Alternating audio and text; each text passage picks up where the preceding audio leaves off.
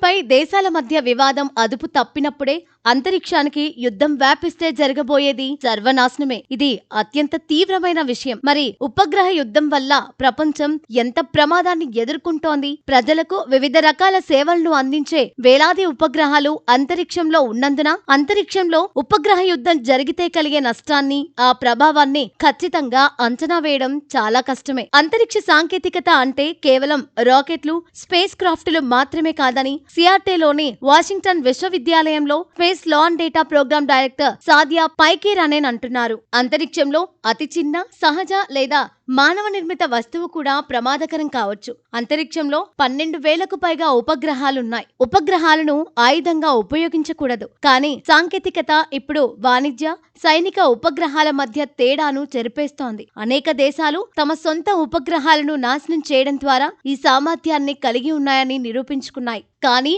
ఒక దేశం మరొక దేశ ఉపగ్రహాన్ని నాశనం చేస్తే ఆ ఉపగ్రహం ముక్కల వల్ల ఆ దేశం, దాని మిత్ర దేశాల ఉపగ్రహాలు దెబ్బతినే ప్రమాదం ఉంది. దీంతో పాటు అంతరిక్షంలో జరిగే దాడికి భూమిపై కూడా సమాధానం లభించే ప్రమాదం కూడా ఉంది. జీపీఎస్ సంకేతాలను విడుదల చేసే ఉపగ్రహాలు అలా ఎఫెక్ట్ అయ్యే వాటిలో ఉంటాయి. కానీ ఆర్థిక సేవలపై మరింత తీవ్రమైన ప్రభావం ఉంటుంది. ఎందుకంటే శాటిలైట్లలో అణుగడియారాలు ఉంటాయి. వాటి సమయాన్ని ఆధారంగా చేసుకుని బ్యాంకులు, ఇతర ఆర్థిక సంస్థలు లావాదేవీల సమయం ఏదో నిర్ణయిస్తాయి. ఈ సేవలు నిలిచిపోయే అవకాశం ఉంది. వ్యవసాయానికి ప్రకృతి వైపరీత్యాల నుంచి ఉండే ముప్పును అంచనా వేయడానికి రైతులు, వాతావరణ శాఖలు కూడా ఉపగ్రహాల సమాచారాన్ని ఉపయోగిస్తాయి. ఇది ప్రజల జీవితాలపై, ఆర్థిక వ్యవస్థపై ప్రత్యక్ష ప్రభావాన్ని చూపుతుంది. ఉదాహరణకు తుఫానులు లేదా ఇతర విపత్తుల గురించి ప్రజలకు సకాలంలో ఖచ్చితమైన సమాచారం అందకపోతే చాలా మంది చనిపోవచ్చు. ప్రజలకు వివిధ రకాల సేవలను అందించే వేలాది ఉపగ్రహాలు